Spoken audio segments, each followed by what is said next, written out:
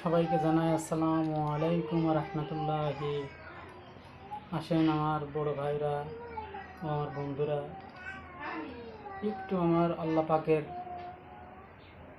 আজ শুক্রবার জুমার দিন, সবাই একটু কাজকর্ম রেখে আমরা জুমার নামাজ পড়তে যাই মসজিদে। দেখেন, নামাজ ছাড়া এই দুনিয়ায় কিছুই নাই। নামাজই সঙ্গের সাথী। আপনি নামাজ পড়বেন, আল্লাহ আপনার ঘরে রহমত করবে, কঠিন বিপদ আপনার মুক্ত করবে। আল্লাহ ছাড়া কোনো মাবুদ নাই। আল্লাহ রক্ষা করার মালিক, ধন সম্পদ দেওয়ার মালিক আল্লাহ, আবার নিয়েও নেবে আল্লাহ। তাই আল্লাহকে আমরা বেশি বেশি খুশি করব, আমার আল্লাহ ও আল্লাহ রাসূলকে ভালোবাসবো, কোরআন পড়ব,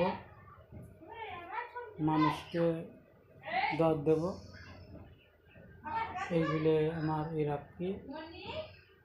সবাইকে জানাই আসসালামু আলাইকুম ওয়া রাহমাতুল্লাহ।